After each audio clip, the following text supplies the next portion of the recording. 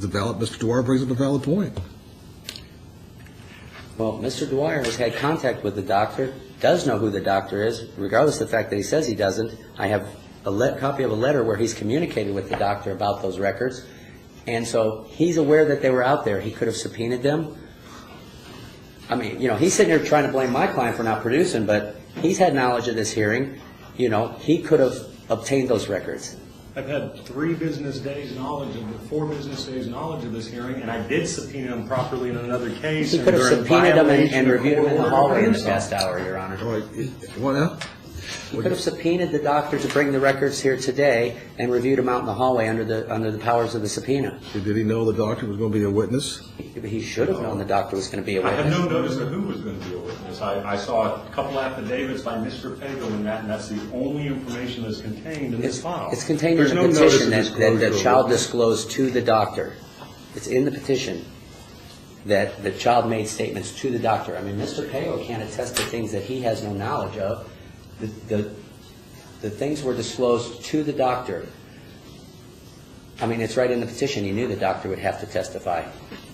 I mean, he's a trial lawyer. He's not a layperson who doesn't know how this system works. So based on what's written in a petition, it clearly states that these were things that were discovered in therapy by the doctor. So he knew that the doctor was going to be here today. And if counsel knew he was going to have the doctor here, he could have had a copy of his records made and sent it to me also if we want to go anticipating. I didn't know where to send them. We couldn't find them. The right to fair disclosure and me to have a reasonable ability to properly, under due process, represent myself and confront the accusations, the very spurious and slanderous accusations that are being made against me by someone who has a history of false accusations. And let me go ahead and inquire. These records, are they the same records that Judge Wong had ordered to be disclosed? Yes. I don't know.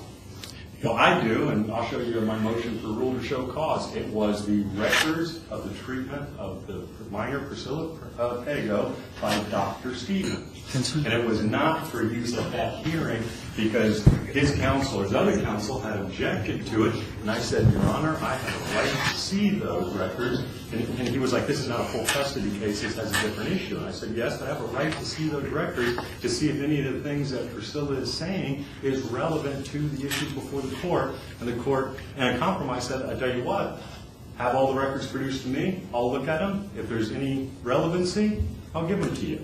That was a couple in October, and it was the old court order 10 days. They have not been produced. In November, as a matter of fact, 3 or 4 days before he filed this matter, which tends to be his pattern, I filed the second motion for rule to show cause because he had not complied with the sanctions granted by Judge Wong. He had not produced the records, and he had not given me a period for a deposition as the judge had ordered. And then we end up with, coincidentally, this action being filed. And Your Honor, I want those records, and if he wants to have an expert testify as to whatever that expert's going to testify against me, I have a right to be able to have a meaningful cross-examination of them, which I can't possibly do without discovery. I'd like the records. I'll take Dr. Stevens' deposition. I'll take Mr. Pago's deposition, which has already been compelled by another court, and we'll be prepared for the hearing. All right, so we have a due process concern that you have, and you have a protection concern for the minor child. Your Honor, it's been disclosed to me by my client that those records have been produced and are in with Judge Wong in camera. The fact that Judge Wong hasn't released them to him yet, I don't know. I believe this is an injunction he's talking about between the two parents, so how medical records concerning a child have anything to do with domestic violence between parents, I don't even see the relevance there, but I'm not on that case, so I'm not trying to judge that. Mr. Dwyer, if I may inquire, what's your affiliation in this case? My affiliation is with his ex-wife, who is Lisette Cartagena, and she's my fiancée, and we have children together. Okay. And he has been harassing her since the 2000-2001 divorce. And I'm going to show clearly a pattern of this with the court. What I want right now is fair discovery. And regardless of relevancy in the other case, the judge ordered him produced, which apparently now that he's facing more sanctions and contempt, he's produced them based on counsel's statement. But here, clearly he's made it relevant. He's going to have the man testify. So regardless of that other case, it is now absolutely relevant. And the only way I could possibly, conceivably, confront the witnesses against me in a due process to handle this matter would be to have the records of Dr. Stevens and his depo prior to the cross-examination, not sit with it on my lap and cross-examine them on the fly. If you're going to admit them, why is Judge Wong looking at them in camera?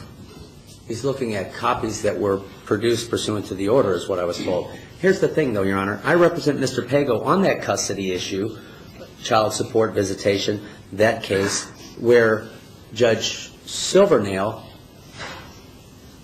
kicked him off the case. I filed a motion. He's been disqualified from the case. So for him to sit there saying he wants, again, the other case that's handled, the only other case that's pending that's handled, that he's represented by Mr. Hendren on, is an injunction between the two adults. So I don't even see how records of the minor child has anything to do with domestic violence between the parents.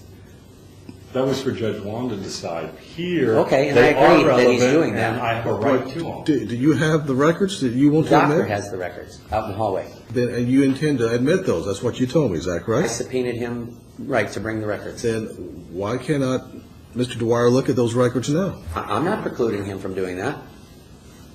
I mean, I believe moments ago I said if he would have subpoenaed him, he could have been reviewing them for the last hour. Does he have a copy or just the original? I think he just has his original file. Let's make a copy of them right now. I'll take them. I'll set Dr. Stevens' depo, and I have Mr. Pago's depo set for the... Then I'm going to ask the court to grant a temporary injunction pending all this discovery, and to, I would like to motion the court for costs that this is incurring on my client, and for him to be responsible for the additional fees that this continuance is causing. Well, can you proffer what the doctor's going to say, so I have an idea what I'm dealing with here?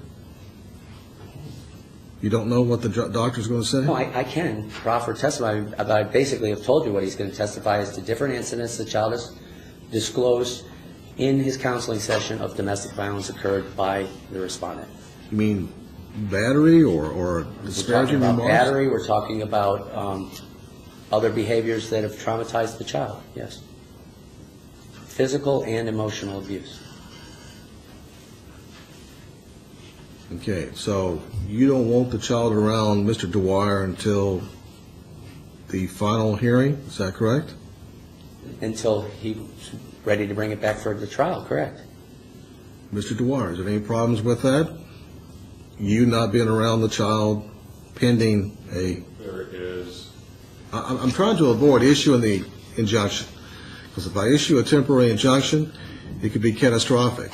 What I'm trying to achieve at this level is give both parties a chance to do the proper discovery, take your client's concern of the child. I mean, he may or may not have a valid concern. I don't know. I haven't heard any evidence yet.